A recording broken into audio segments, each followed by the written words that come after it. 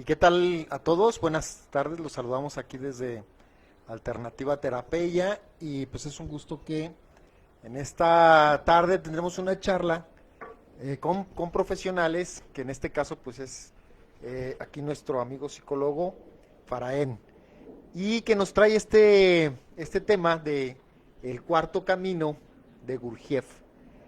Entonces pues bueno, a mí me da gusto que personas profesionales vengan y nos compartan tanto su punto de vista desde la cuestión profesional como pues su punto de vista personal, ¿va? Esa combinación que siempre me ha agradado. Estás tú, Fara, está Ceci, que también fue de las primeras que comenzó a darnos su punto de vista como psiquiatra. El, Miguel también, y bueno, y muchas personas que hemos invitado, ¿va? Otras psicólogas y otras personas que nos han, eh, eh, que han venido aquí al menos en varias ocasiones, pues a compartirnos su punto de vista, ¿va? Y sobre todo lo que nos lleve a poder observar un poquito más de nosotros mismos, pues es lo que nos da mucho gusto recibirlos y hablar de estos temas que en este caso pues es el cuarto camino de Gurdjieff y, pues, y va a ser solamente pues una mera introducción porque es un tema muy profundo y que llevaría horas, ¿verdad? Llevaría mucho tiempo, yo creo que hasta meses, ¿verdad? Al poderte pues verlo, digamos, completamente, pero bueno, la intención del día de hoy es un poquito como conocer de qué habla esta cuestión del cuarto camino de Gurdjieff, un poquito enterarnos de qué es esto del cuarto camino, y vamos para iniciar, ¿verdad? A ver un video, como, pues a ver si les produce alguna duda o algo, lo podamos ahorita comentar con el psicólogo Faraén, ¿verdad? Y si nos ponen por favor el video.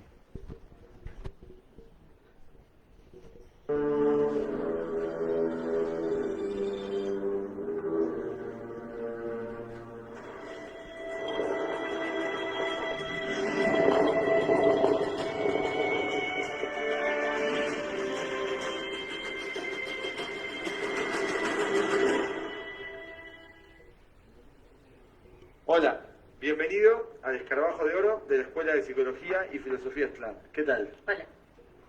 Bueno, vamos a empezar hoy hablando acerca de los estados de la mente y de George Ivanovich Gurdjieff y el cuarto camino para todos.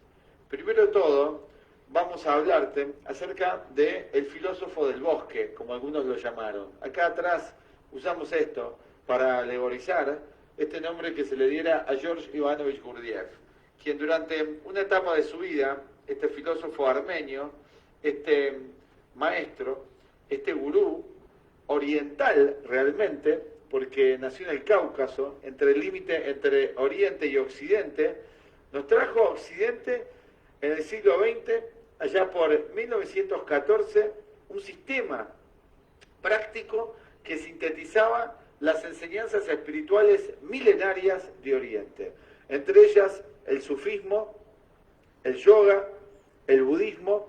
Se cuentan en las biografías de Gurdjieff que fuera maestro, preceptor del 13º Dalai Lama del budismo tibetano, así que fue realmente Gurdjieff alguien extraordinario.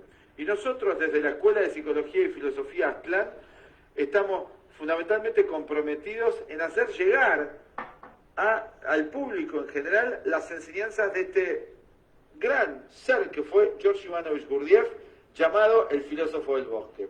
Consideramos que sus enseñanzas nos pueden ayudar hoy día a vivir mejor, porque de eso se trata el cuarto camino, un camino para vivir mejor. Incluye muchísimas otras cosas. ¿Por qué del bosque?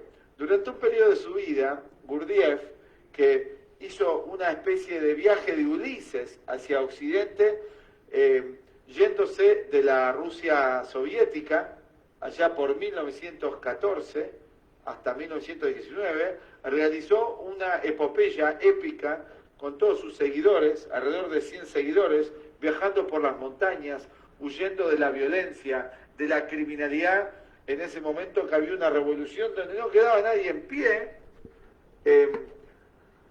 con gran coraje de hombres y mujeres de su grupo, emprendieron todo un viaje mítico a lo Ulises por Turquía hasta llegar a Europa. Y en Europa sentaron, ¿no?, Sí, sus bases en Alemania, en Inglaterra y en Francia. Fueron los tres países primeros donde se asentaron con su extraordinario sistema de Cuarto Camino.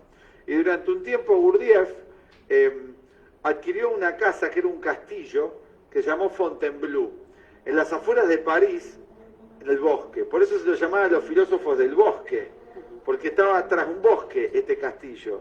Y ahí tomaron ese apodo, porque eran realmente unos personajes extraordinarios donde grandes literatos, excéntricos, filósofos, Aldous intelectuales de la Huxley, época. grandes intelectuales iban a visitar para ver cuál era el mensaje de este misterioso personaje con estos gigantescos bigotes. Pueden encontrar ustedes imágenes, quizás podamos poner una a lo largo del video, de quién era Gurdjieff. Tenía ya una mirada... Todos quienes conocían a Gurdjieff quedaban transformados de Quedaban una manera u transformados. otra. Así que a lo largo de todos estos videos que vamos a hacer de Gurdjieff y el Cuarto Camino para Todos, te vamos a ir contando anécdotas de su vida que realmente son formidables. Inclusive un gran escritor, antropólogo, que fue Carlos Castaneda, nosotros consideramos que gran parte de la imagen que él teje de este personaje Don Juan, que puede haber sido un maestro muy concreto claramente de Castaneda, pero no podemos dejar de encontrar los paralelismos con esta especie de maestro oriental que fue Gurdjieff. Acá tenemos Gurdjieff,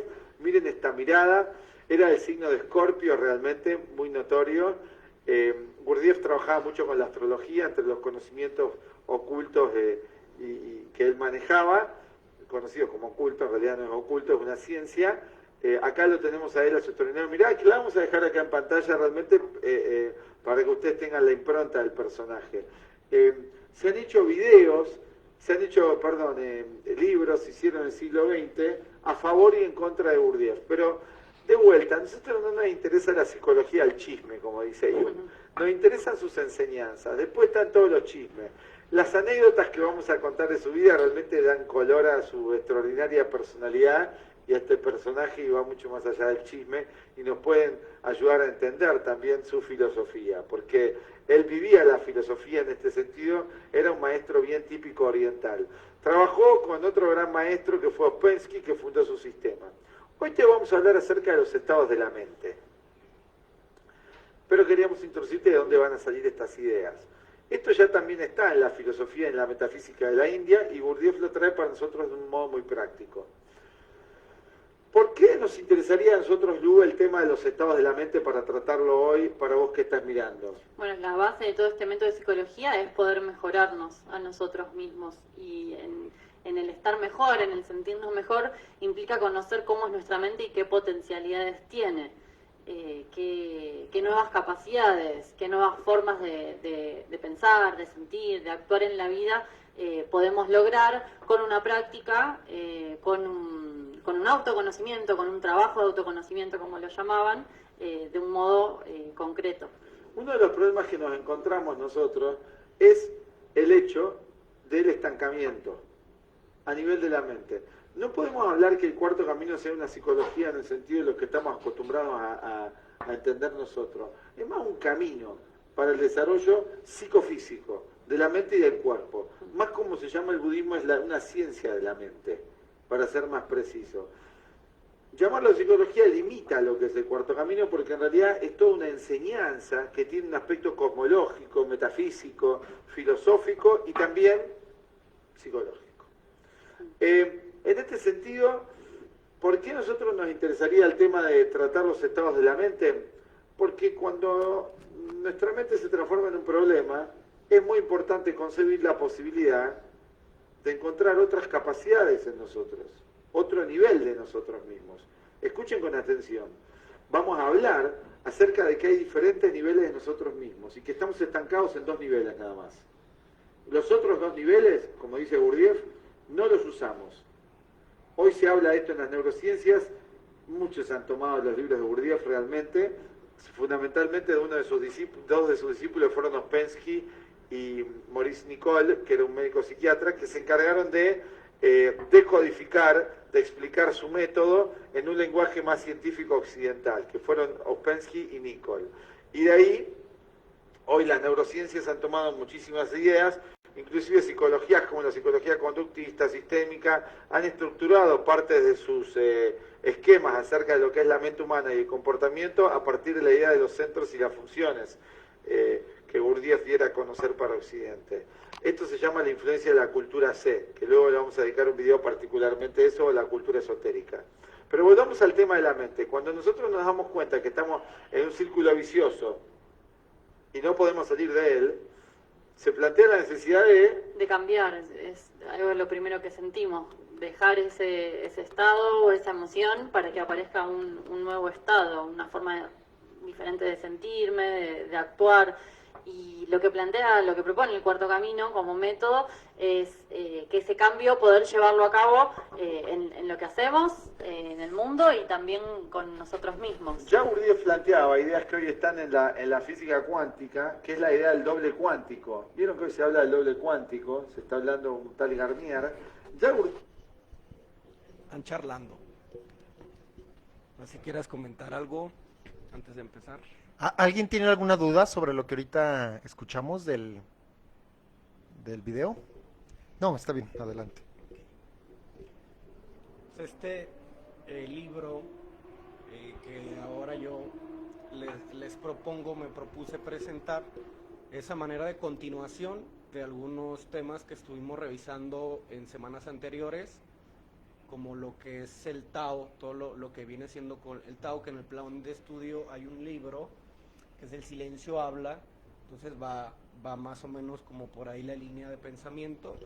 Es para profundizar, pero así como decía Renato, este es un libro que contiene una sabiduría milenaria, es un libro riquísimo y por lo tanto complejo, porque no estamos acostumbrados a pensar o a percibir las cosas de la manera en cómo lo plantea. Entonces mucho de lo que planteamos aquí en Alternativa Terapia es el desaprender, o sea, y no desaprender como sinónimo de olvido, sino como un proceso de reaprendizaje y de reestructuración para vivir mejor, o sea, pero quitarnos como todas esas etiquetas o todo ese condicionamiento, toda esa identificación con la historia de vida que tenemos, de ese laberinto. Entonces, Gurdjieff en su libro maneja el término de apego para referirse a este fenómeno, pero al mismo tiempo en el libro dice que apego es un término que no estaría como del todo acercado a los errores, digamos, o a las costumbres que tiene la mente en el diario vivir, o sea que vivimos apegados a las cosas, a las personas, a las circunstancias, pero no es el apego en el sentido budista, sino es como una identificación, por decirlo de alguna manera, o sea, que aquí mucha de esa información lo manejamos como a través de esas etiquetas que nos ponemos o que les ponemos a las cosas. Entonces, para ir entrando en materia, algo de lo que plantea Gurdjieff al inicio de este delicioso libro, que en el audiolibro duran 24 horas, entonces es un libro que es un monstruo totalmente, y sí, o sea, una cosa es el tiempo que nos llevamos estudiándolo, pero aquí lo interesante, o sea, lo que Gurdjieff plantea como el sistema, este libro tiene su propio lenguaje en algunas cuestiones. Entonces Gurdjieff denomina sistema como esa técnica de aprendizaje, de observación, o sea, lo que aquí sería el plan de estudio, Gurdjieff lo denomina sistema, que es muy diferente del sistema del cual yo les hablo, como estructuras condicionantes que nos predeterminan a realizar tales cosas o a sentir ciertas cosas. Entonces, al inicio del libro, Gurdjieff hace la separación entre lo que es la psicología normal, o sea, la psicología académica, lo que encontramos en las escuelas de psicología, y lo que él pretende como psicología supernormal. O sea, habla de que el humano en su entorno natural, digamos, en este entorno social, desarrolla ciertas habilidades intelectuales, emocionales, físicas e instintivas, pero que no es su límite. Entonces, por eso ahorita hablaban en el video del estancamiento. Se llegó a un punto donde nos estancamos, donde nos perdemos en esta dinámica social. Entonces, aquellos quienes nos interesa esta cuestión del autoconocimiento y de la espiritualidad, pues nos encontramos con ciertas murallas, con ciertos muros de fuego que les hablaba la semana pasada, que son muros informáticos, o sea que son muros de información que ya está dada. Se nos quedamos con lo dado y eso a veces nos limita, porque para cambiar mi hábito de vida, para repensarme, necesito adquirir, en palabras de Gurdjieff, un sistema nuevo. O sea, necesito repensar mi sistema aprendido desde un sistema, o sea, apoyarme en algo externo a esta caja, a esta historia, para poder ver, o sea, para poder estudiarme. Entonces, primero hace esa separación entre lo que es la psicología normal, porque la psicología normal toma estándares, o sea, de lo que es la función neurológica, por decirlo de alguna manera, o el comportamiento humano de determinado tipo de, o sea, de determinada cantidad, para establecer lo que conocemos como normal.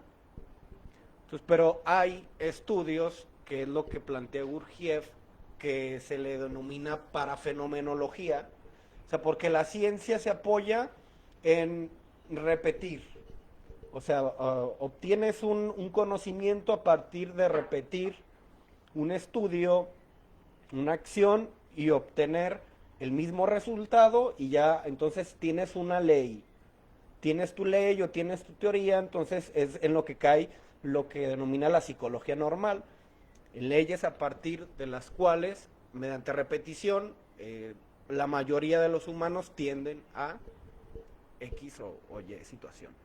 Entonces, en la parafenomenología, lo que dice es que cada humano va a reaccionar de manera diferente, o sea, que hay eventos, que hay circunstancias, hay procesos que no los puedes someter al mismo sistema y que no te van a dar la misma respuesta. Entonces es algo de lo que encuentra Gurdjieff como el estudio de la psicología supernormal. Entonces, por esto, Gurdjieff invita al autoconocimiento. O sea que la psicología normal es como un mapita para llegar como a ciertos elementos básicos, pero que es a partir de mi propio estudio. Se dice que el humano debe de estudiar su propia psicología. Ahorita vamos a ahondar más en esta cuestión,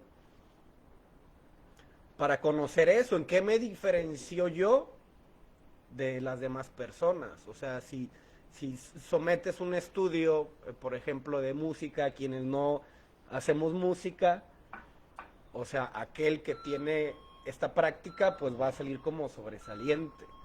Entonces, ahí hay un elemento que destaca de la media. Entonces, esto es por poner un ejemplo. Hay otro tipo de facultades o de vivencias que pues escapan a este ojo de lo que se denomina como la psicología normal o la psicología científica, que era un poco de lo que compartía el otro psicólogo, Cosme, el lunes, pues, o sea, hacia como esta diferenciación entre lo que era la psicología positivista frente a esta dialéctica o este estudio de la persona que se va dando a través del proceso terapéutico. Entonces, que yo voy a conocer a la persona por la persona como tal. No me voy a basar como en la receta, en el teórico, para aproximarme a la realidad de esta persona. Entonces es una de las invitaciones que hace Gurdjieff acerca del autoconocimiento.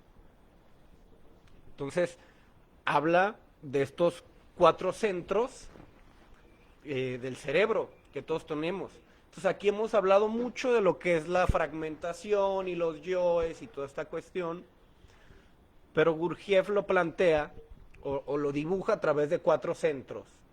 Entonces, tenemos 4 cerebros o tenemos 4 yos que funcionan de manera simultánea y que se traslapan uno sobre otro. Entonces, no hay un yo que lleve la batuta, o sea, no hay un yo real que lleve la batuta, sino que estamos en ese condicionamiento de esos 4 centros y que en diferentes circunstancias uno toma partida sobre otro. Estos 4 centros es el centro intelectual, emocional, motor e instintivo. Entonces aquí más o menos ya los hemos referido como a mente, a alma, a cuerpo y pues el espíritu es lo que se pretende crear, que es lo que es el ser en sí. Esto lo plantea Jung y Gurdjieff lo plantea como el recuerdo de sí, que hay un montón de filosofías o de escuelas de conocimiento que se aproximan a este hecho, pero cada uno lo plantea de una manera distinta. Entonces, entendamos lo que es de manera sustancial esta cuestión de el ser en sí, de lo que es el verdadero yo, pero para esto es un proceso. Entonces, habla que para conocernos, antes que nada, debemos eliminar malos hábitos que tengamos. Malos hábitos, Gurdjieff se refiere a algo que denomina imaginación. No imaginación en el sentido creativo de ponerme a dibujar o de crear un poema o de crear X. No es a lo que Gurdjieff se refiere cuando habla de imaginación, sino que él habla de imaginación como un mal hábito a la verborrea de la mente. O sea que como no tenemos una mente educada, o sea, como no la conocemos primero, no la podemos amaestrar. Creo que también habla de la quimera en ese aspecto. Porque cuando estamos en un proceso de autoconocimiento antes de llegar a un grupo, por ejemplo, somos víctimas de la mente, o sea, estamos a lo que la mente nos diga. Nos creamos cuentos, o la mente crea cuentos que nos creemos por esa identificación. Gurdjieff habla de otro mal hábito, o algo que nos impide, o sea, que nos dificulta esta cuestión del autoconocimiento, por la autorreferencia, lo que es el yo. En todo momento estoy diciendo yo esto, yo esto, yo esto, yo esto. Cuando en realidad, por esta fragmentación de la que hablaba Gurdjieff, no hay un yo, hay 4 yos que están de manera simultánea jugando, entonces yo, por referirlos como un todo, no los puedo diferenciar, o sea, no sé en qué momento es el intelecto, es la emoción, es el instinto. Porque Gurdjieff nos habla de que cada centro tiene su propio deseo. Entonces, no le atribuimos cuestiones a un centro que son de otro centro. O sea, algo de lo que plantea más adelante es que cada centro tiene su propia imaginación, cada centro tiene su propio deseo. ¿Por qué les decía que este libro es la continuación de lo que estuvimos revisando? Porque vemos el deseo como la cosa uno, o sea, como una cosa única. Pero en estos 4 centros, cada centro va a desear una cosa distinta. Entonces, en este camino de la espiritualidad que vimos en el del Tao, de Osho, nos habla que el deseo va a ser un impedimento para cualquier sendero que queramos atravesar. O sea, el deseo es algo a lo que tarde o temprano nos tenemos que enfrentar. Pero, o sea, hay algunos que les recomendé una película que habla de manera central, o sea, esta cuestión del deseo. Tiene una frase para decirlo todo. Deseamos más el deseo que lo deseado.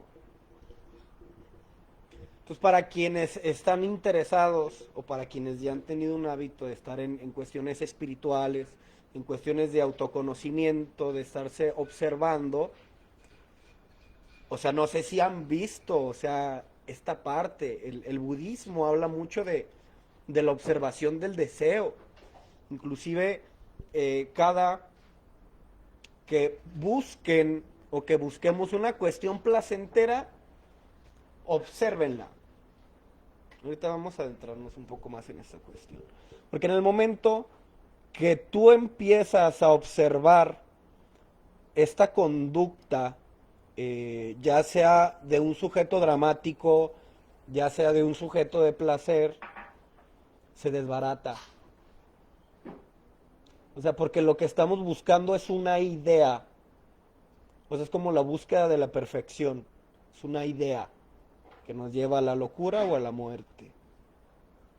O sea, no es ni siquiera un resultado, es a la idea de. Y ese es el deseo también.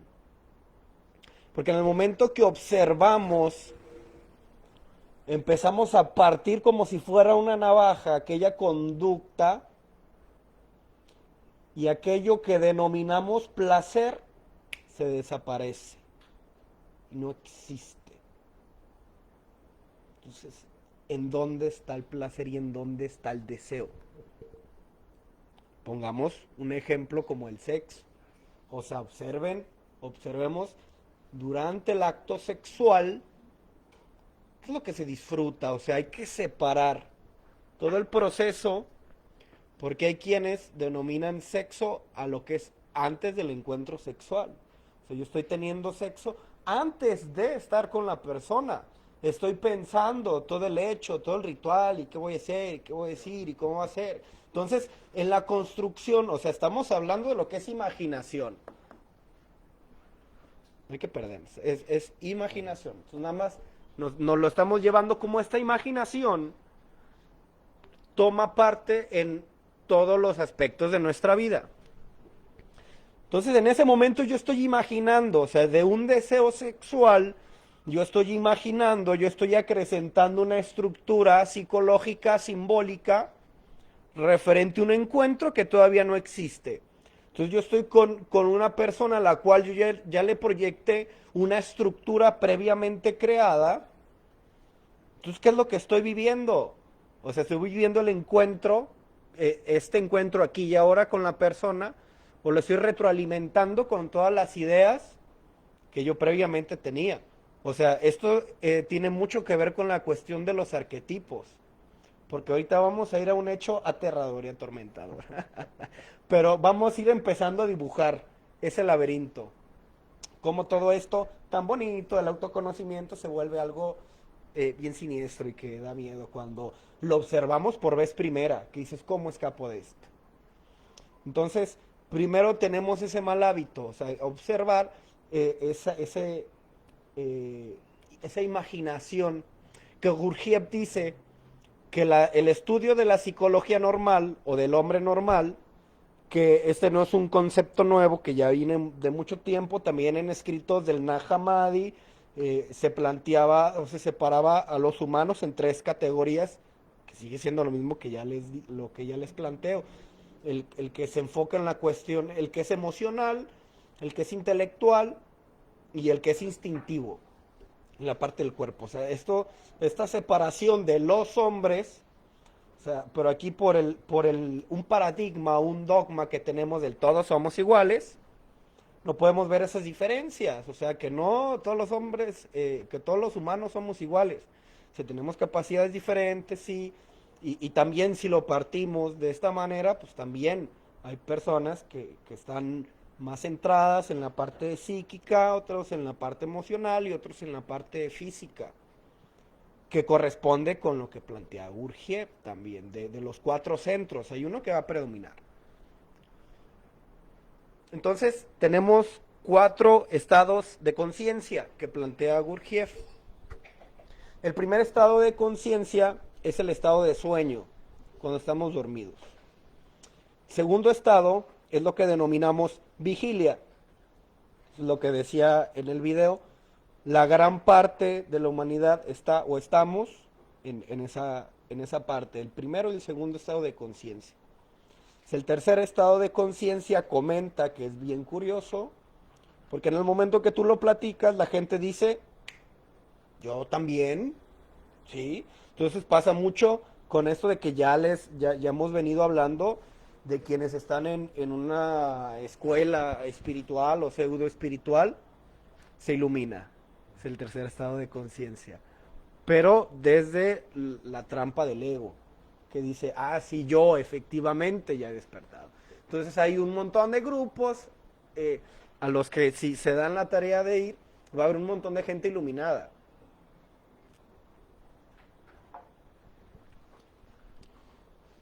¿Pero por qué? O sea, esto lo entiendes, esta trampa del ego, la entiendes cuando ves cómo funcionan estos 4 centros. Entonces, cuando yo quiero salir, hay una estructura, una de estas de esos 4 centros, que te va a volver a capturar. Véngase para acá, vuelves a dormir. Y no sales. Entonces es lo que plantea como el tercero, que plantea como recuerdo de sí. El tercer estado de conciencia ya entra lo que es el recuerdo de sí. Nada más que es el relativo. Entonces es momentáneo. Y el cuarto estado de conciencia, que es el recuerdo de sí, pero ya es objetivo.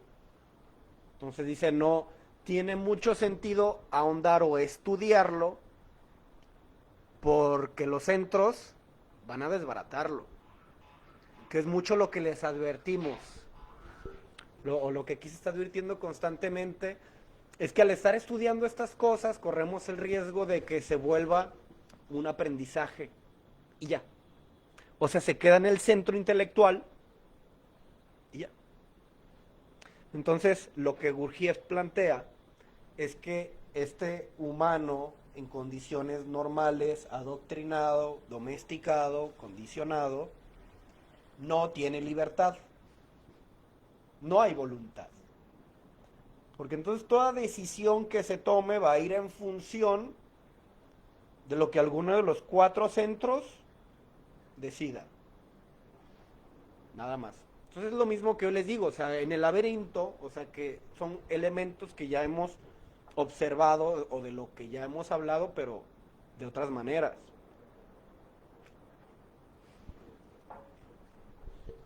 Entonces cuando yo les digo que quienes están o estamos en el laberinto, identificados con lo que es la historia de vida, yo no voy a tomar una decisión que vaya fuera del rol, del papel que yo tomé o que yo aprendí. O sea, una persona que está en su rol de víctima, que tiene toda una estructura de vida que está identificada con una cuestión de todos me hacen, no se va a poner en posición de dañar a otro. Al contrario, habiendo identificado su papel, se va a poner en circunstancias que le permitan decirle a otro, me lastimaste o me heriste. Porque ese es el rol que te tocó, o sea, ese es tu papel dramático.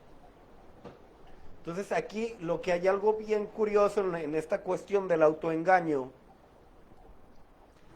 es que cuando una persona hace, por ejemplo, yo tengo una postura de víctima y yo caigo en algo victimario, entonces yo le hago algo al REN, entonces el REN después me reclama y me dice, oye, no, pues es que fíjate que me sentí mal por esto que me hiciste. Entonces como yo ya me estoy empezando a dibujar una imagen de victimario, entonces lo que hace acá el sistema aprendido es ver de qué manera lo volteo. No, entonces yo voy a empezar a victimizar, o yo al REN le voy a empezar a decir, no, es que tú la otra vez, entonces yo voy a empezar a justificar mi conducta y lo voy a poner de una manera tal, donde el REN, si es alienado, se la va a creer y va a decir, no, ¿sabes qué? Sí es cierto, tienes razón, discúlpame. Entonces yo me salí con la mía, o sea, yo no me salí de ese papel de víctima, y aunque termino viendo, sin ver como el mal o el daño que yo le hago a otras personas, entonces lo sigo disfrazando desde este mismo rol de víctima. Entonces eso tiene mucho que ver con lo que es esta imaginación, pero ya un poco más pegado a lo que es el drama de vida. O sea, entonces aquí la cuestión importante de, o lo que distingue a la persona libre, es que ya no está limitada por lo que vivió. O sea, conoce su historia, toma lo mejor de la historia, a lo mejor no cambia nada, que nunca cambia nada de lo que es la historia de vida. O sea, a lo mejor lo percibo de manera diferente, pero esa historia de vida ya no se vuelve un destino.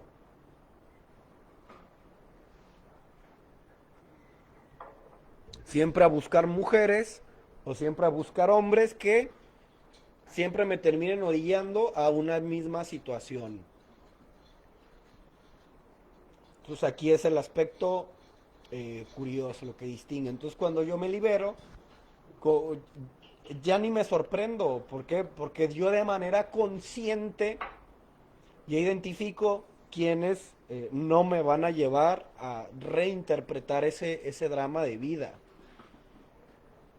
Entonces, el observar estos malos hábitos, esta imaginación que Gurdjieff lo plantea, que si hiciéramos la psicología de estos tres hombres, esta psicología se llamaría el estudio de la mentira. Porque dice que este humano se la pasa constantemente mintiéndose a sí mismo y mintiéndole a los demás. O sea, esto lo denomina realidad. Como yo estoy en mi cuento de vida, yo voy replicando y yo voy dando papeles y yo voy mintiéndome respecto a quién soy y a los demás también. Entonces, si yo tengo estas identificaciones o estas etiquetas a través de esta historia de vida, no puedo conocerme. Entonces mi observación no va a ser objetiva. Al momento de estarme estudiando, de estarme analizando todo lo que vea, lo único que voy a resaltar son los elementos que identifican mi historia de vida. Que es algo que siempre nos encontramos. O sea, cuando vemos, por ejemplo, cuando estamos en grupos, o cuando se realiza un cuarto y quinto paso en los grupos, lo primero con lo que se encuentra uno es que destaca más lo negativo que lo positivo. Ay, quién sabe qué pasó. O sea, identificamos a través del sistema reticular ascendente, que era lo que veíamos la semana pasada. Destaco los elementos que me identifican. O sea, sobre eso se establece mi drama de vida. Sobre todas las veces en que he sido herido, sobre todas las veces en que he encarnado alguna situación de abandono, de injusticia. Entonces no significa que esto sea falso, sino que yo lo maximizo en mí. Y por lo tanto esos eventos van a tener más fuerza en mí. ¿Qué significa? Que si yo tengo una herida de abandono, soy más propenso a ser dependiente de una persona. Y no porque la persona tenga poder sobre mí, sino como yo destaco en mí mismo esa herida por el hecho de no volver a experimentarla, yo voy a hacer todo lo posible y hasta lo imposible por no tener un conflicto, porque no se me enoje, por estar contento, voy a tener una dependencia emocional y ella se puso triste, ella se puso contento. Entonces nos vamos a volver vigilantes del otro, pero por lo que yo tengo destacado en mí. Entonces no puede haber una vista objetiva de mí. Entonces lo que primero nos plantea Gurdjieff antes de entrar, antes de querer conocerte y de ser espiritual y de cualquier otra cosa, es conocerte, observarte, pero observar esa historia de vida.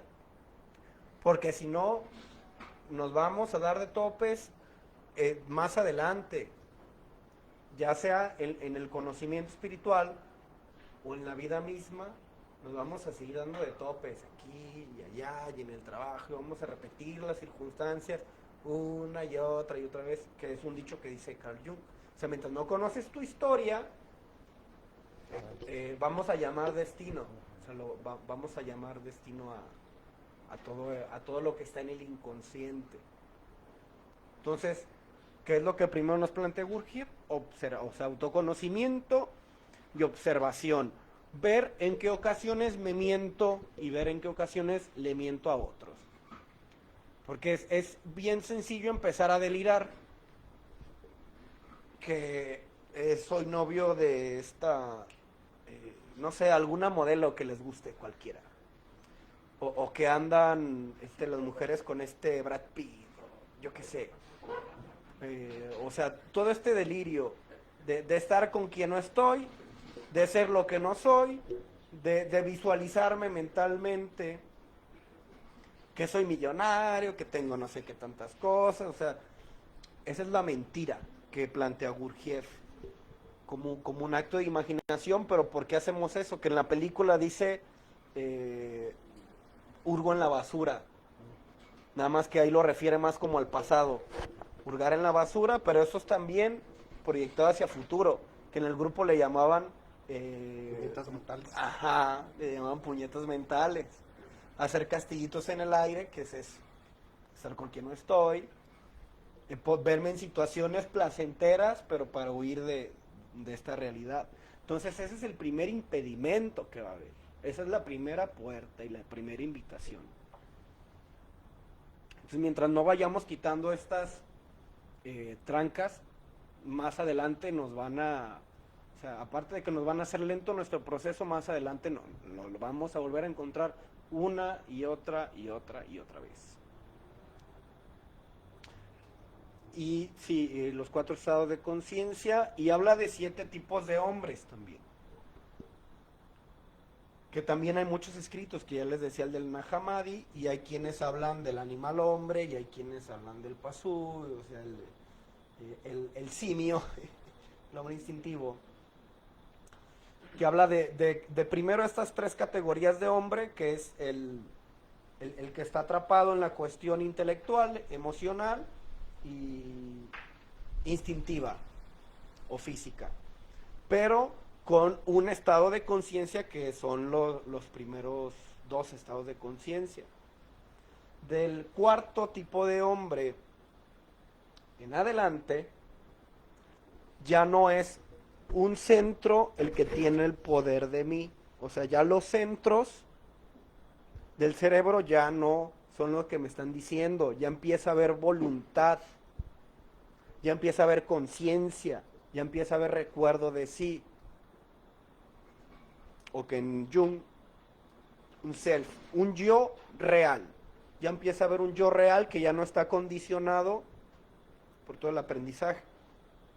Entonces, del 4º, 5º, 6º y 7º, o sea, son, vamos a decir, igual, pero difieren en su estado de conciencia. Hay algo curioso que denomina Gurdjieff, que es cuando habla de maldad. Dice que no existe maldad. Yo se los decía cuando estábamos en Moctezuma. La maldad no existe, es falta de conciencia. No hay quien sea consciente que realice un acto que denominemos como maldad. Es una persona maldita, es una persona inconsciente. Y eso es lo que nos invita. O sea, cuando observo mi historia, ¿en qué centro estaba trabajando sobre mí? ¿Qué estado de conciencia trabajaba sobre mí? O sea, porque lo que hace un centro lo resiente otro, que es mucho lo que tiene que ver con esta cuestión de la fragmentación. Digo una cosa, pienso otra y hago otra, que son 3 centros diferentes. Entonces yo planeo levantarme temprano, es intelectual, pero cuando llega la hora me quedo dormido 5 minutos más porque es otro centro. Entonces Gurdjieff nos dice que hay esa fragmentación porque esos centros trabajan a velocidades diferentes y porque cada uno tiene su deseo y no están coordinados. Entonces, para empezar a coordinar, primero hay que observar para después crear al director de la orquesta, que es el que va a guiar a cada uno de los 4 centros. Porque si no, cada uno va a hacer lo que se le pega a su gana con nosotros mismos. Entonces de aquí muchas cuestiones de autosabotaje, muchas cuestiones que se ven en psicología que tienen que ver con este tipo de estructuras.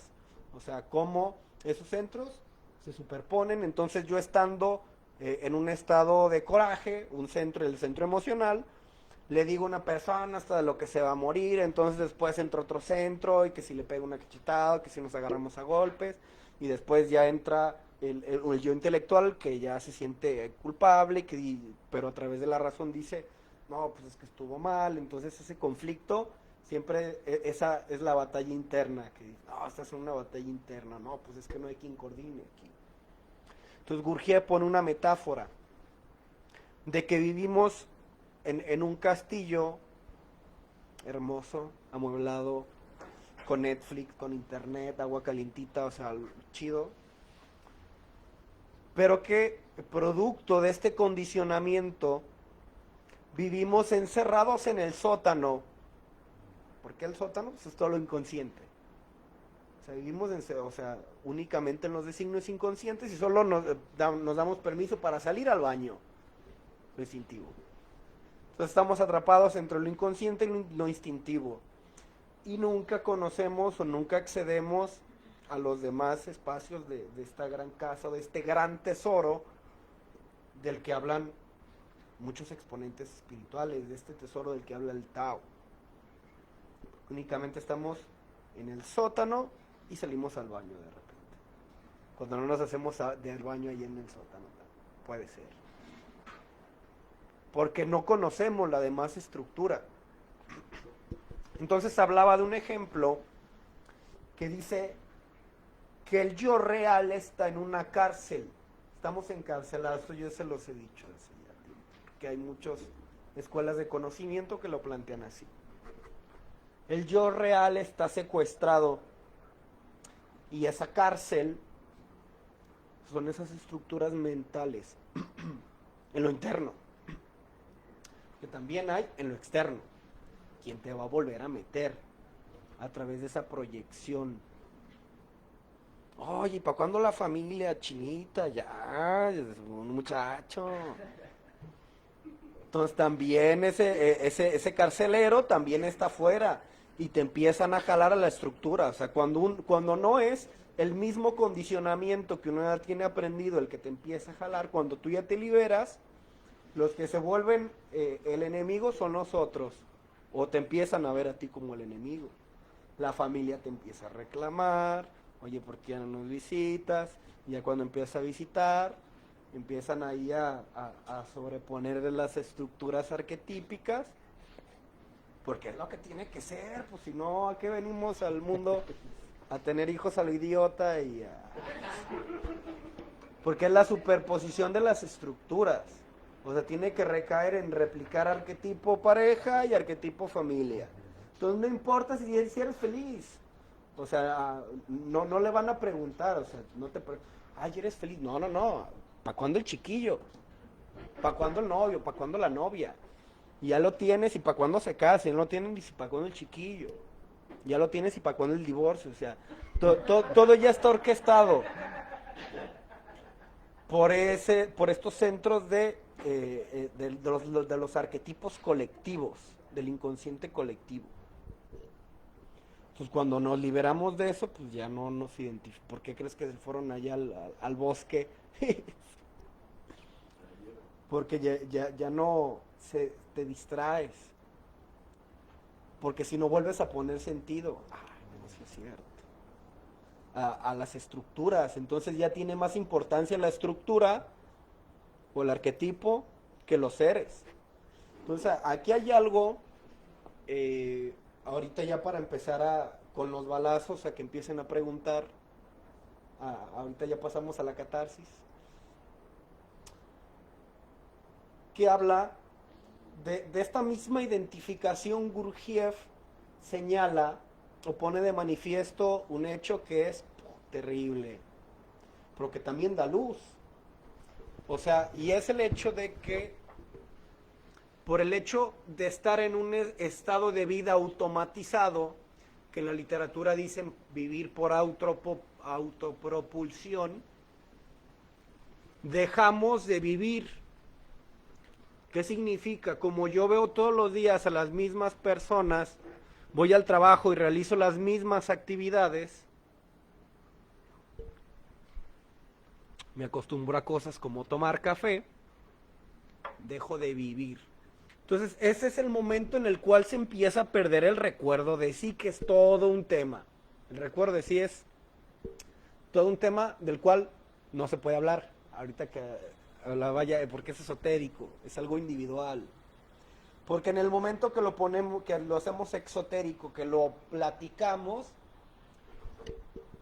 una de las estructuras lo puede capturar. Ah, ya entendí. Ah, ya sé. Y esto no es de saber, esto es de experimentar, esto es de cómo vivo. Entonces ese es el peligro. Que aquellas herramientas que nos pueden liberarlo tomen una estructura y lo conviertan en información. Y esto nos crea una ilusión, que era lo que les decía del despertar. Ay, yo ya estoy iluminado. Una ilusión. Porque un centro capturó, lo convirtió en información y lo proyectó como real. Es un hecho bien chido. Entonces, a partir de esa repetición de conductas, yo dejo de experimentar. O sea, lo que yo estoy tomando aquí no es un café, es el recuerdo que yo tengo de a lo que sabe el café. Y esto es más común, o sea, es un ejemplo, pero esto se ve más, o cuando causa más impacto, es cuando lo vemos en los arquetipos. Cuando yo les dejo dinámicas satánicas, por ahí hay una o dos personas que ya tuvieron eso de ejercicio de exorcismo de arquetipos, y que te das cuenta que no convives con las personas, sino con los recuerdos que tuviste referente a las personas. Y es lo mismo con la droga. El efecto, o sea, ni te gusta y no te gusta cómo te pone, pero lo que estás es buscando el primer efecto que tuviste. Y es exactamente lo mismo que ocurre con los arquetipos. O sea, cuando salgo con una persona en un estado de enamoramiento, lo que yo estoy evocando es toda la información preconcebida del arquetipo pareja, de lo que espero de la otra persona. Entonces yo empiezo a resaltar virtudes, si las tiene, o si muestra cualidades. O sea, yo encuentro esa estructura. Esto que hace corresponde con la información que yo tengo de lo esperado. Entonces en estar armando el arquetipo, en lo que yo le proyecto, en lo que yo plasmo el arquetipo pareja con la cara de fulano o fulana con la que estoy saliendo, lentamente yo dejo de empezar a dejar de convivir con fulana como sujeto y empiezo a salir con el arquetipo de fulana. Estoy saliendo con el arquetipo pareja. A fulana yo ya no la conozco. Entonces, después cuando empiezan a haber problemas, hay un shock fuertísimo y nos damos cuenta que pues a veces ya no conocemos a la persona con la que estamos. ¿En qué momento cambiaste tanto?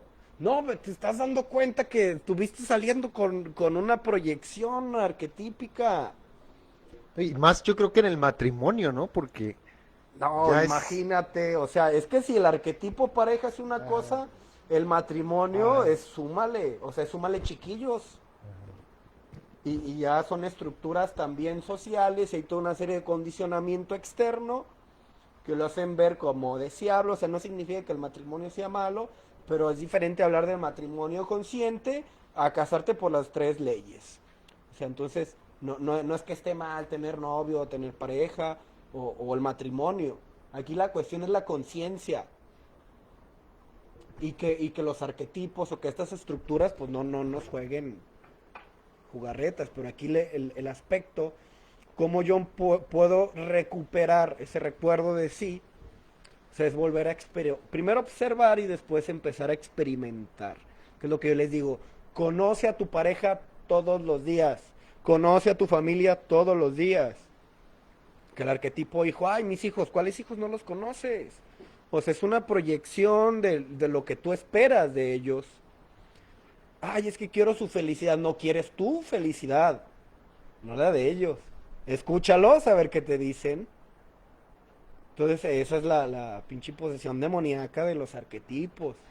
Entonces, no es un proceso sencillo, pero después es muy bonito. Ya que te enfrentas y que vas ganando territorio de tu yo real, ya pues no es lo mismo empezar las primeras batallas a cuando ya estás bien armado. Querían comentar.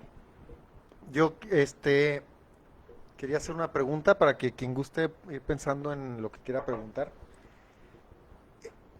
Gurdjieff, para escapar de esto que hemos estado hablando, él comenta que hay tres caminos ya establecidos. Es como la salida, ¿no? Por eso él habla de un cuarto. ¿Cuáles son esos tres anteriores? Porque él propone un cuarto camino, pero si propone un cuarto camino es porque da por sentado que ya hay tres. Sí. ¿Cuál es el primero, el segundo, el tercero? Ahorita en el video decía que esto que se denomina el cuarto camino, o sea, es un compendio de conocimientos que ya son milenarios. Entonces hablan del budismo, hablan del sufismo, hablan de diferentes maneras o diferentes vías de vivir lo espiritual. Entonces uno de los problemas que tienen, o sea, cuando lo espiritual se vuelve un arquetipo, es que hay toda una serie de condicionamiento de que tú tienes que hacer y dejar de hacer ciertas cosas para entrar en ese camino, cuando es algo interno. Ese es el cuarto camino. No tienes que irte al monte, no tienes que irte al Tíbet, no tienes que encerrarte en un monasterio para vivir esta cuestión espiritual, para autoconocerte, para liberarte. Esa es la liberación que hace Gurdjieff de los arquetipos espirituales que se han plasmado a través de lo largo de la historia, porque los tiempos históricos son diferentes. Entonces los métodos de liberación que han habido son en función a la realidad social, económica y política de diferentes tiempos. Entonces podemos tomar elementos que nos sirvan, pero aquí lo maravilloso es que Gurdjieff, por el lugar desde el cual nace, o sea, ya es icónico, o sea, está en medio de dos formas de pensamiento y logra traducir una a la otra. O sea, lo espiritual lo hace técnico y a estos técnicos una cuestión espiritual. Entonces es algo icónico, resaltable. Pero el cuarto camino es ese, en donde tú estés, puedes aspirar a una cuestión espiritual o de autoconocimiento. ¿Sí? ¿Quieren alguien hacer preguntas? A ver, les paso la... Gracias. Ahí comentaba el video que el cuarto camino es para vivir bien. Ahorita, antes de que terminaras la primera intervención, comentabas que, bueno, y yo me imagino también que no debe de ser fácil, porque te enfrentas a ti y hay siempre miedos y hay dudas. Entonces, cuando hay algo estructurado, como si vas a estudiar una carrera o si estás en un proceso educativo, sabes que vas a recorrer cierto tiempo para la primaria, secundaria, prepa, vas logrando reconocimientos, títulos. Entonces, aquí, ¿cómo te das cuenta que empiezas a ser objetivo o que ya estás adentrándote en ese camino, por una parte, y por otro, si hubiera un tiempo establecido? Porque, digo, pueden pasar a lo mejor 22 años, como tú dices, que te lo va haciendo más lento, pero a lo mejor lo importante es caminarlo o es estar. Pero sí hay como una meta y sobre todo el tiempo para que tú puedas empezar a vivir este cuarto camino a plenitud. Fíjate, ahorita me hiciste que recordara ciertos elementos que se me pasaron a comentar, porque eso es muy amplio, o sea, es un libro de 24 horas, por el amor de Dios. Entonces, esto que es un estilo de vida, traducirlo o traerlo aquí, lo que menos quiero es aventarles un montón de información, porque luego esa información va a ser secuestrada, traducida y va a ser proyectada en una ilusión nuevamente. Entonces, que es lo que, por eso cuando está escuchando el audiolibro, las palabras que utiliza Gurdjieff, o sea, en el momento que me realizas la pregunta, o sea, te puedo preguntar 2 veces lo mismo, pero la primera vez te dije una cosa y va dirigido hacia una estructura, y la siguiente vez ya con un grado de profundidad y de conciencia diferente, ante la misma pregunta otra respuesta. Eso se ve mucho en lo que hacía Buda cuando hablaba con sus discípulos. Y les decía una vez una cosa y luego les decía otra. Y dices, este Buda como que estaba fragmentado, ¿no? O sea, quienes no entienden por qué se hace de esta manera. Entonces, regresando a lo de la cárcel, que va por la pregunta que hacía Gil, nos habla de que si crecemos en la cárcel, no vamos a desear nada que esté fuera de ella, no tenemos información respecto a... Esa es la muralla de fuego. O sea, nacemos con un condicionamiento de información que consideramos cosas como imposibles o impensables, porque pensamos dentro del sistema. Entonces, en el momento que empezamos a pensar en cosas imposibles, en cosas fuera del sistema, empezamos a encontrar cosas que van en contra o que verían el sistema, surge un deseo. O sea, si te dicen estás encarcelado o no eres libre, ¿cuál es el impulso? Pero fíjate cuál fue la pregunta. Es un impulso. O sea, es un centro. Sigue siendo condicionamiento. Hay que tener cuidado de que ese acto de huida o de liberación no sea por un impulso y sea por conciencia. Hay un montón de trampas aquí. Entonces, ¿qué es lo primero? O sea, primero, a propósito de tu pregunta, o sea, tú lo planteas en un sujeto imaginario que ya tiene un estado de cosa, que vive cuestiones determinadas por la sociedad en la que crece, pero de que ya tiene esa información. O sea, ¿en qué momento me doy cuenta que estoy preso? Va a depender mucho de cómo vivas.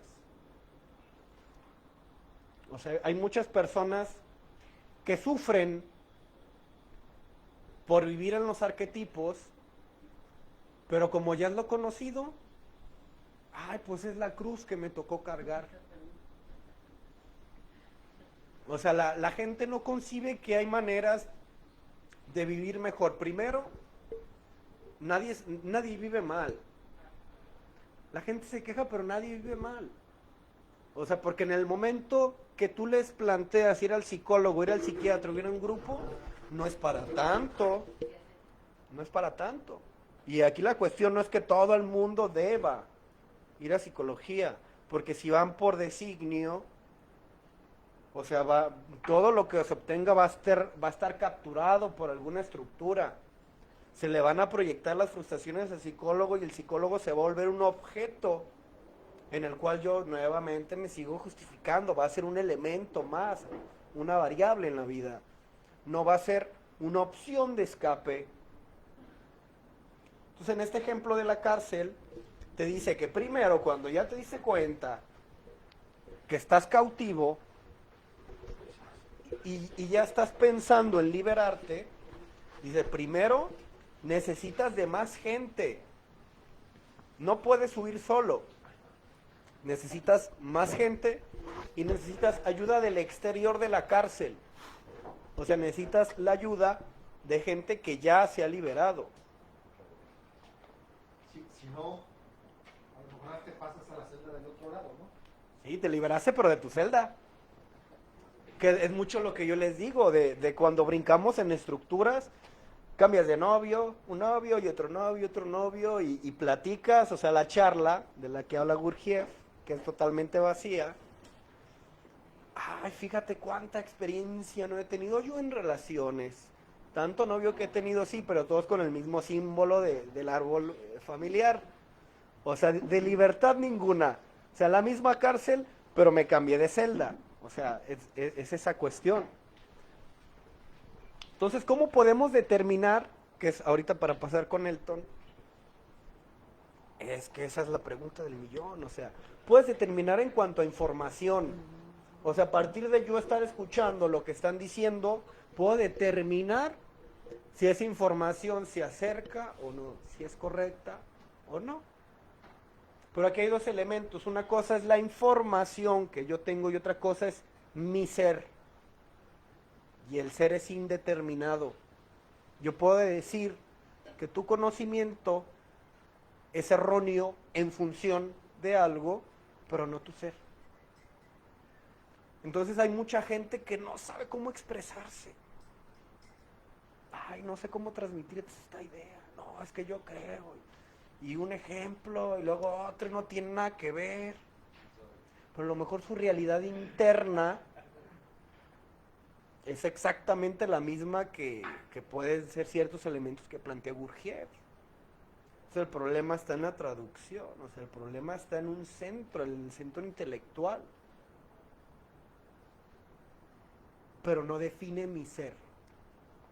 Entonces, esta persona, o sea, no por conocimiento, o sea, una persona liberada, no por necesidad, tiene que ser una persona icónica, un Jesucristo, un Buda. Es la persona que está en la calle, tirada ahí abajo de un árbol. Nada atractivo para el sistema. Entonces aquí no se puede determinar el ser. Sí, buenas noches. Yo, tenía bien estructurada mi pregunta, pero con tanto como movimiento de información y así, se me deformó un poquito. Yo tengo una duda. Yo me imagino este proceso como cuando se va a saltar la cuerda. No sé si me voy entendiendo, ¿va? Ya está así, y como que tienes que ir tomando vuelo para saber en qué momento entrar, ¿no? Mi duda es, ¿cómo puedo hacer yo, Elton? Digo, hay muchísima información de más de mi historia, como para poder dejar, no tanto hacer un alto, sino para empezar como a agilizar la práctica de vida de esto, pues, porque tengo demasiada información en mi cabeza que pareciera que es como hace ratito que pasé por la plaza, fui a preguntar algo que me encargaron que preguntara, y había un niño que estaba preguntando por un helado, ¿no? Y le dieron todas las opciones, y a mí me pasa muchísimo eso. O sea, tengo 2 opciones y puedo tomar una. Pero si me mandan 5 opciones o 5 posibilidades de algo, es donde entro como en caos. Esto es lo que me está pasando el día de hoy, ¿ah? Yo escuchaba ahorita y este cuarto camino es como de vivir bien. Y yo sé que hay cosas en mi vida que me pueden ayudar a vivir mejor o que puedo empezar como a condicionar a mi vida, pero sí tengo como ciertas huellas como lo que mencionabas tú, ¿no? De como lo conocido.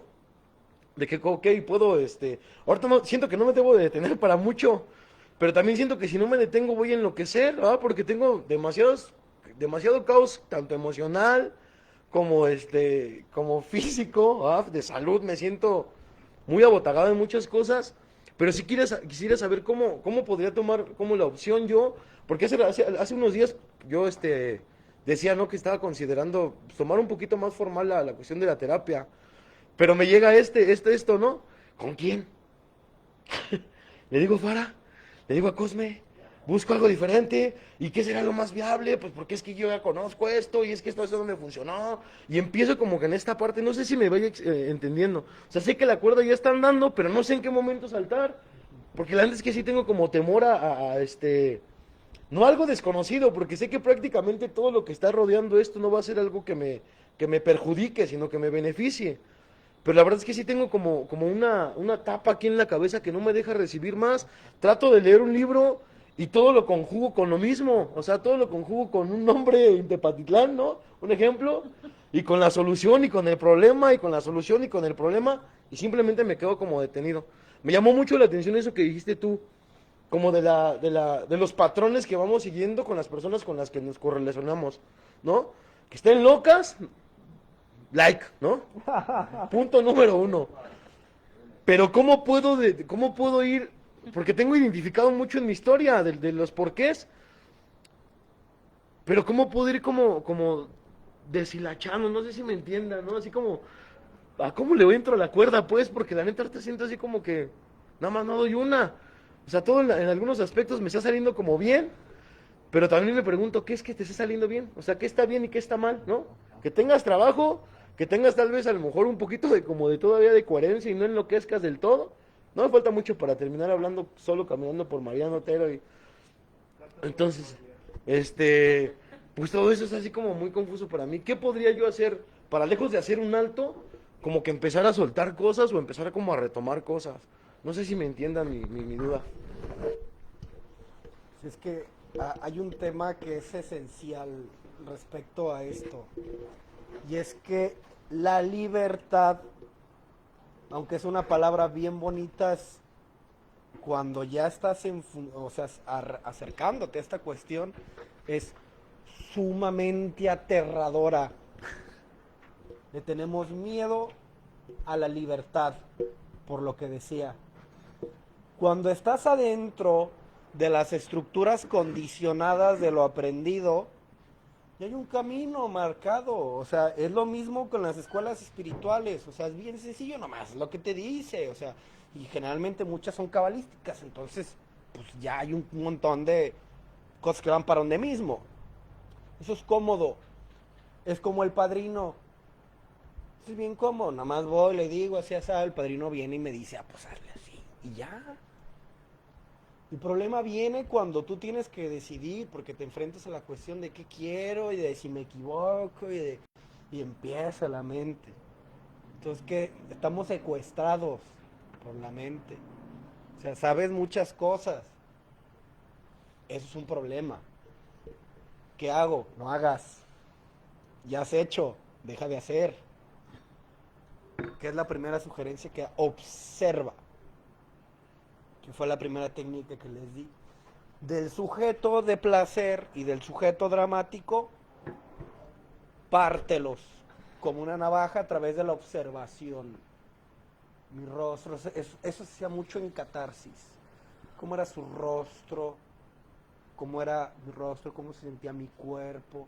Entonces, de esa situación que la tienes almacenada como un acontecimiento como tal, se empieza a separar en personas, se empieza a separar en colores, en emociones.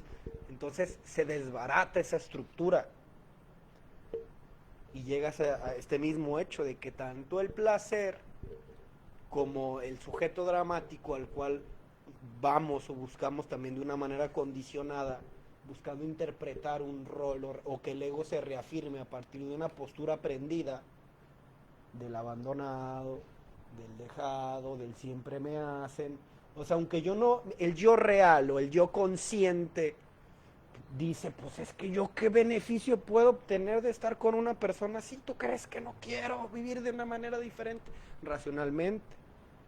Pero lo que está haciendo el ego, o sea, o mi historia a través de mí, es identificarse una y otra. O sea, es como una máquina. Cumples otra vez el proceso y palomita. Entonces eso es repetir, repetir y repetir. No es llegar al final, es repetir y repetir y repetir. Hay personas, hay muchachillas que, bueno, digo, generalmente lo he visto más marcado en algunas mujeres, en esta cultura de el no rogar por amor. Estar con una persona la cual no me acepte del todo.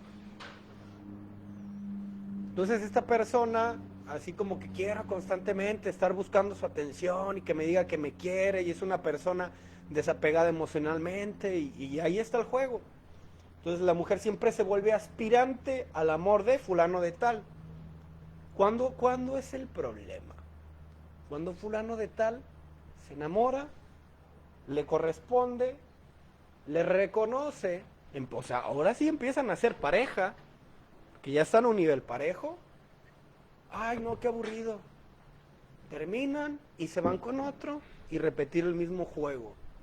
O sea, siempre es el buscar llegar a y nunca a tener.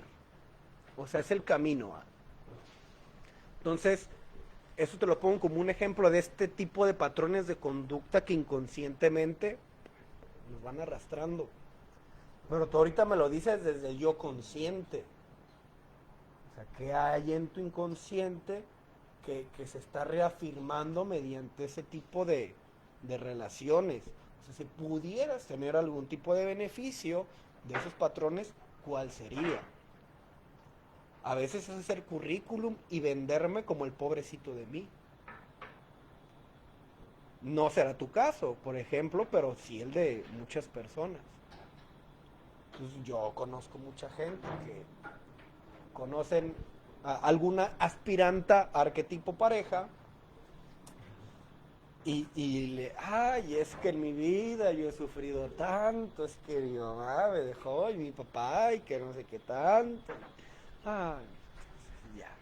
Pero es buscar su entelequia en el arquetipo pareja a través de ese sujeto dramático. Entonces no importa si le hace caso o no, se va a buscar otro y va a ser el mismo modus operandi, ¿sabes? Porque no hay libertad, o sea, es lo que plantea Gurdjieff. O sea, no importa, o sea, es más de lo mismo. No hay libertad, no hay voluntad, sino condicionamiento.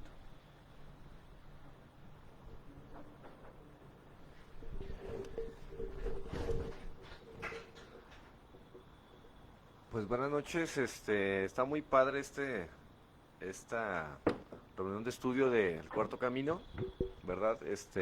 Que yo creo que pues es una pasadita, porque está padrísimo, pues está muy chingón. Y se me hace chido pues escucharlos, ¿verdad? Porque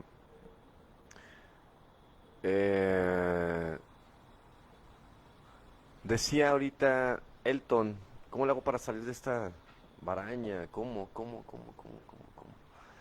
Y algo que yo he tenido mucho es miedo, siempre. El miedo me ha paralizado. Es un miedo a lo que decía Fara ahorita, a crecer. Nos da mucho miedo crecer. Yo para empezar a tomar terapia, no tuve que pasar un chingo de... sí la sugería, pero para yo tomarla, dije, ¿cómo yo con terapia? Si yo soy el padrino de padrinos y además yo lo recibí, ¿verdad? Sí, o sea, y a mí qué chingada. Si yo, gracias a mí estudió, o sea, fíjate cómo la identificación del rescatador que estaba inconsciente en mí, ¿verdad? Así como, ¿cómo es posible que ahora él me va a escuchar a mí? Entonces, no es tanto que tengamos mucho conocimiento, sino que creemos tener mucho conocimiento cuando no lo tenemos, porque nuestros hechos son otros, ¿verdad? Tenemos un conocimiento pero que nos está afectando de cierta manera. Ojalá tuviéramos este conocimiento, porque este conocimiento, ¿verdad? Sin acción no se convierte en sabiduría, o sea, nada más es una información que está ahí, como un manual, ¿verdad? Y nunca vas a armar algo, ¿verdad? Es como te venden algo para armar, pero lees el manual y nunca lo armas. Entonces, ¿qué tienes que hacer? Pues ya ármalo. O sea, estamos esperando que leyendo el manual se arme solo. No, necesitamos empezar a armarlo con la guía del manual. Pero ¿por qué no lo hemos armado? Porque el conocimiento que tenemos no es el manual para armar lo que queremos armar o lo que estamos diciendo armar. La gente nuestro estado de conciencia va a estar de acuerdo a la información que tenemos. Y tenemos un chingo de información. Pero esta información nos sigue dañando. Estamos en una zona de confort que nos da miedo salir de ella, ¿verdad? O enfrentar esos miedos por miedo a perder lo que tenemos. Entonces, ¿qué hacemos? Como estamos en esa zona de confort, estamos repitiendo ese conocimiento una y otra vez, porque es lo que conocemos. Entonces, o sea, yo no tengo el conocimiento de la terapia. ¿Por qué? El conocimiento lo vas a tener, o sea, tienes la información, pero el conocimiento real lo vas a tener cuando empieces a realizarlo. Es como, antes decía, yo comentaba mucho esto, yo no puedo hablar de algo que yo no haya vivido, cabrón, o juzgar algo que yo no haya estado, o sea, es una incongruencia, creo. o hablar de los grupos sin haberlos conocido. O sea, está cabrón, ¿no? O hay mucha gente así, es que los grupos, ¿ha sido un grupo? No, pero dicen, que la chingada, pues. Ve un grupo y luego ya platicas, mano, o sea, ¿cómo vas a vivir a hablar de algo que no, ni siquiera has estado, pues? Nomás es información. ¿Verdad? Es demencia, pues, esa mamada, es demente. Entonces, ¿de qué manera podemos hacerlo? Dice la película El Camino del Guerrero, ¿verdad? El, ¿verdad? ¿Qué actúa? No, cuando dice ¿qué hago? No sé. Dice, lo más chingón, primera etapa, no saber. ¿Verdad? Que es desaprender. Que es darte la oportunidad de experimentar algo. ¿Verdad? Pero fíjate, a mí me da mucho miedo la terapia porque tuve la información de que la terapia no sirve, cabrón. Lo que sirve son los grupos. Esta información, la vida sirve. Lo que tú vivas en la vida, tu conocimiento, que vas a... No. Y lo traemos bien metido, Miguel. ¿Ah? Y más, ¿de dónde vienes? Te lo dije cuando llegaste. Es un modo de vida. Vivir en la Ciudad de México es un modo de vida, hombre. ¿Verdad? Que si no la vives allá, o sea, es algo que es como un león, cabrón. ¿Verdad? Que lo domesticas y lo avientas a la selva, se va a morir de hambre el cabrón. ¿Verdad? Entonces, aquí es cuando tú te empiezas a integrar y no huir a una realidad, pues porque no queremos que huyas de tu realidad, o sea, por eso dicen en los grupos, la humildad afuera no sirve, cabrón, afuera te trucha, o sea, así te pendejas, o sea, no, es que yo soy bien sincero, bien honesto y ahí te echo humildad. No, afuera hasta acá. Estamos hablando de afuera donde está la vida, donde la gente, ¿verdad?, está identificada con su historia, con su pasado, y ellos es su verdad y es su realidad, y te puede anclar. Entonces, ¿de qué manera yo pude empezar a salir? Haciéndolo. Hazlo. Enfrente ese miedo, nada más, hazlo. Pero es que sí quiero terapia, pero no lo hago. Y es que voy a llevar terapia, pero no lo hago. Es que la terapia es maravillosa. ¿Y cómo lo sabes? ¿Qué has vivido tú en la terapia? No, me han platicado. No, cabrón. Yo se los puedo decir sinceramente lo maravilloso que es la terapia, cabrón. Por eso lo estoy sugiriendo. En serio. No. Y en verdad ahorita tengo una tarea, ¿verdad?, que ahí la traigo todavía. Bien chingona. ¿Verdad? Me está estructurando, es como el rompecabezas, ¿verdad? Es un rompecabezas que el psicólogo te va a ayudar a que lo armes, nada más, para poder observar una realidad, ¿verdad?, diferente a la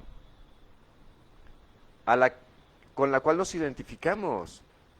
Lo que decía ahorita, tu percepción de ver las cosas se modifica totalmente porque te impulsan a reflexionar, cabrón, a analizar. ¿Ves qué chingón es? Y es más maravilloso porque mucha gente confía en ti, Elton, y lo sabes. Entonces la gente que escuchamos gente, es una responsabilidad, cabrón. Bueno, yo se los he dicho aquí y hasta allá con Samuel y donde quiera que voy, yo les digo, escuchar gente es una responsabilidad. Si no la tienen, mejor no los escuchen. En serio. Por eso que Alice Miller lo decía, ¿verdad? Hay muchos psicólogos que están identificados con su historia y ni cuenta se dan, y en vez de ayudar a un paciente lo perjudican más. Y él mismo se perjudica porque se mete en el drama del paciente. Hasta se preocupa y no duerme porque el paciente está mal. Se lo lleva todo el paciente a la cara. Y eso sucede, ¿eh? Esa es la ventaja que tiene Fara, a diferencia de los demás psicólogos.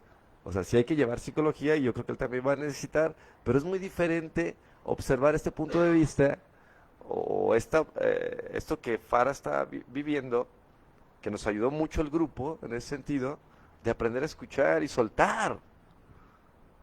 ¿Verdad? Pero nosotros escuchamos y lo tenemos, como todas las cosas. Nos adueñamos de todo. Nos identificamos con la historia del paciente porque es la misma de nosotros inconscientemente sin darnos cuenta. Imagínate. Entonces, por eso a veces se sabotea uno bien. ¿No tienes celular ahorita, da? ¿Ya tienes? ¡Esta madre! ¿Qué me ha afectado a mí? Ya no escuches. ¿En serio? Tantos mendigos dramas. Si no, te digo. ¿Verdad? Entonces, primero, aviéntate Vas a poder escuchar cuando trabajes con tu historia, que la observes. Mientras, si no, me quedé muy bien. Esto es muy práctico. ¿Se acuerdan del César? No le prestes tu mente a gente pendeja. O sea, no puedes con la tuya, mano. Primero hay que sacar la tuya para que no te identifiques. Porque de repente estás escuchando a alguien y te habla que su mujer lo traicionó y tú tienes la tuya y llegas a tu casa y empieza puedes a revivirlo. ¿En serio? O fíjate que fulano está hablando mal de fulano y tú así como, chingue, su madre, se ve que también está hablando mal de mí. Sí, ya los conozco. O sea, y te empieza a identificar con... Es que pienso que piensa, siento que siente. En la tarde hablaba con un ser humano de algo que tenemos compartiendo ya mucho tiempo, ¿te acuerdas? Cuando ibas con Cuquita, que te decía que la gente te envidiaba. Neta, eso es lo que hacen los que te hacen limpias de dinero y de todo, ¿verdad? Pues es la limpia que te hacen de la cartera. Pues, ya te meten más miedo para que sigas yendo, cabrón. ¿Ahí qué te decía? Es que te hicieron un mal.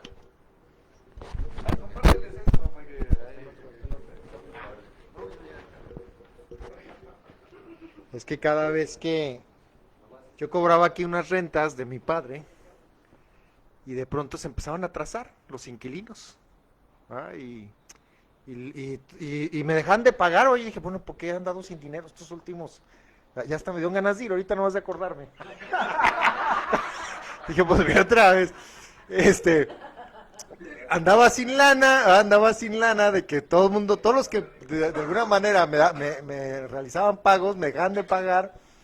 Y una amiga un día me dijo, vente, yo conozco una brujita muy buena.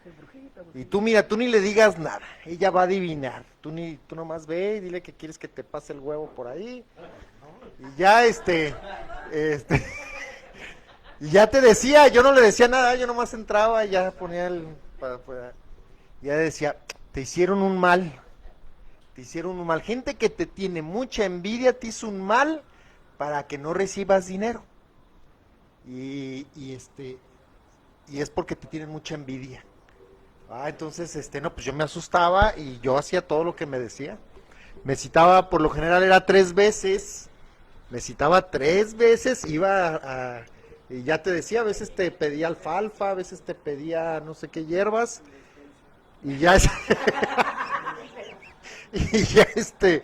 y aparte le pagabas la visita, y pero fíjate, yo decía que era muy buena, porque justamente en cuanto cumplía mi proceso de estar yendo con ella, al terminarse, ya me llamaban para pagarme, toda la gente. Entonces cada vez que se me empezaban a atrasar, yo decía, bueno, ya para qué le batallo, voy con Cuquita. Eso era lo que pasaba. Y está bien interesante porque, si no le pagaban, le decían, vente otros 3 días, y terminando de esos 3 días, hasta que le pagaban, pues. ¿A qué vas a un grupo de alcohólicos anónimos?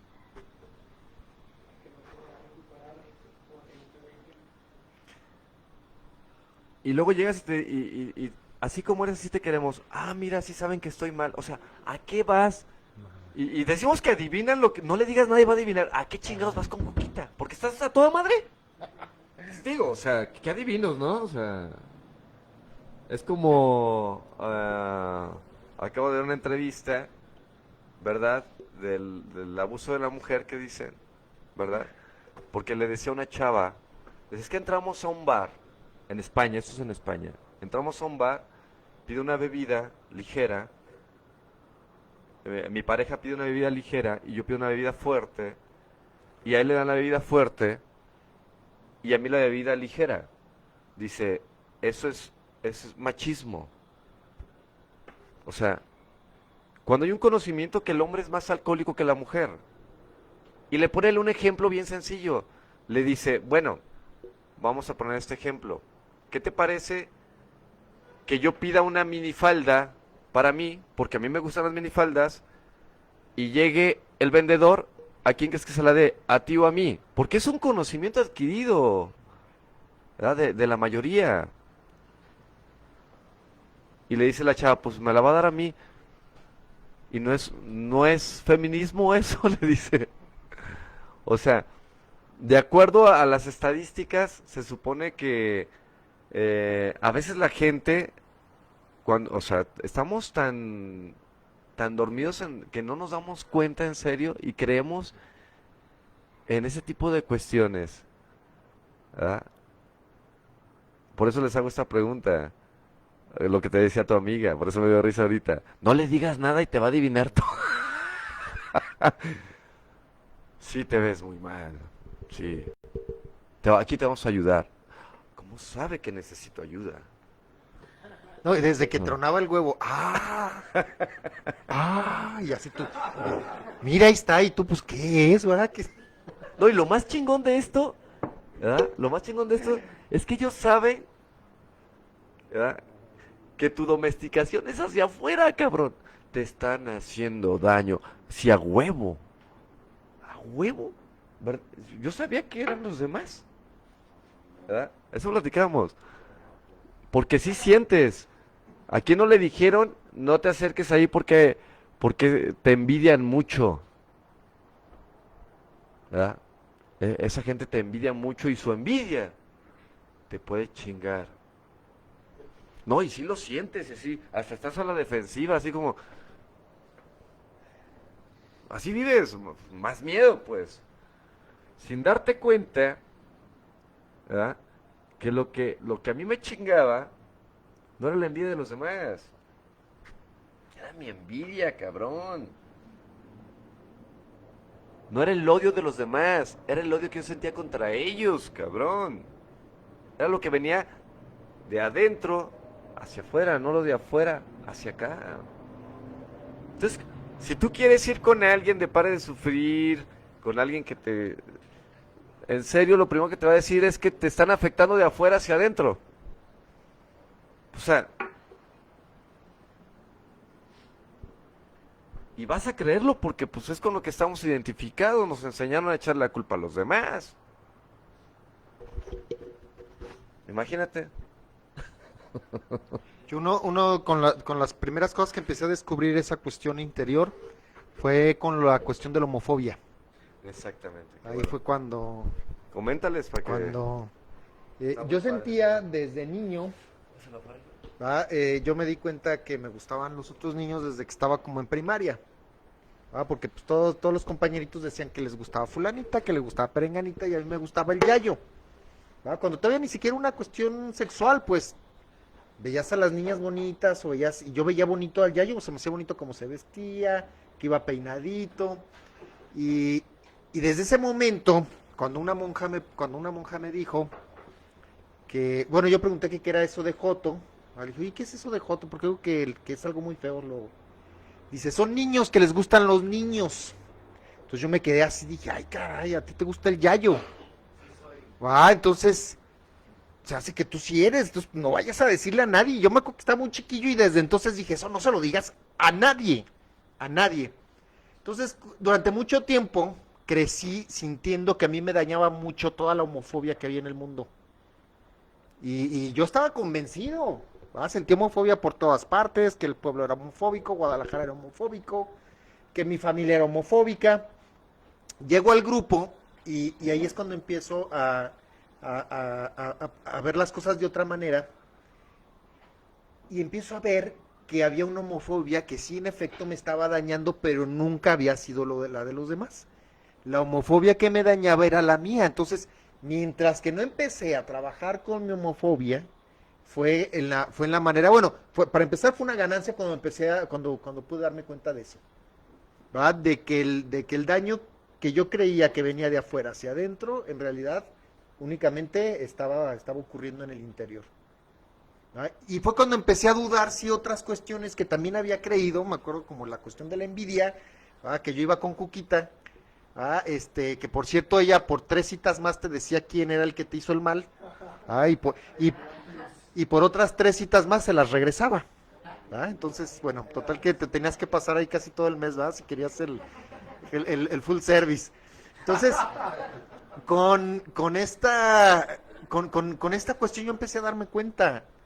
Y son cosas que hasta en un momento dado sentí que las tenía resueltas y que ahorita todavía las sigo en cuestión de terapia, observándolas desde otros puntos de vista.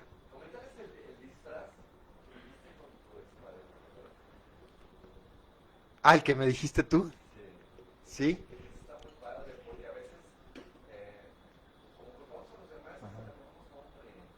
Sí, justo, mucha... No, y muy... Ajá. Ajá.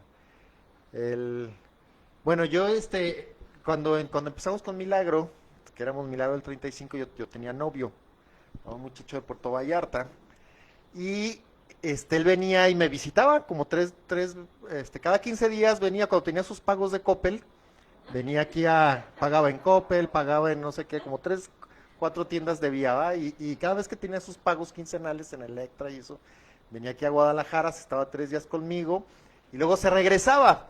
Entonces, en una de esas, me acuerdo que me dijo, voy a ir a correr, y se salió a correr desde la mañana, como desde las 6 de la mañana, llegó como hasta las 5 de la tarde. Yo dije, no, pues qué chido que sea tan atlético, qué chido que sea tan atlético. Y ese día en la noche, se metió a bañar, dijo, vamos a meter a bañar. Y se metió a bañar y voy viendo que en el buró dejó su celular y lo dejó desbloqueado. Y vi que estaba desbloqueado y luego vi que la luz así que estaba intensa, se empezó a bajar así como avisando, ya en 10 segundos me voy a apagar, ¿verdad? Y como en ese segundo y la que abrió la regadera, estiré el brazo y lo toqueaba como para que no se bloqueara y ¡pum! Brilló otra vez, ¿verdad? Entonces ya lo agarré ya con más calma y dije, pues déjame ver, yo oyendo cómo se bañaba y todo, que se oía que estaba en la regadera y todo, y me metí y dije, déjame ver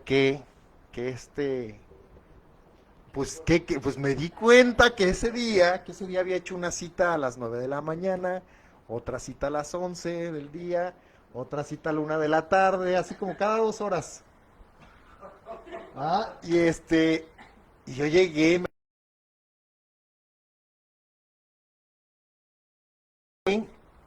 fui al día siguiente que fui y dije, no, yo ni ¿verdad? Sí. De hecho, mira, pues me fuiste a compartir y ya. Y le digo, fíjate que encontré esto, ¿verdad? Le dije, siento ante él, siento mucho repudio, creo que te decía, ¿verdad? Como asco, siento, sí, repudio, sí. Y me acuerdo que me dio mucha risa, porque dijo, no, tú lo que tienes es envidia. Y yo me quedé así, ¿verdad? Y en ese momento, porque yo no sé si yo mismo te había platicado, pero estaban todos bien guapos. Todas sus citas todos estaban muy, muy bien. Y ahí me di cuenta que me había engañado, pues. ¿Verdad? En realidad no era ni repudio ni nada. Pero son de las primeras cosas que hasta sientes que se te voltea el mundo. Sí, el cerebro, o el mundo, o el planeta. porque todo en lo que estaba sustentado en ese momento se desaparece. ¿Va? Y yo eso fue una de las cosas que... ¿Cómo? Ah, sí. Bueno, lo bueno es que para eso todavía hay tiempo. Sí.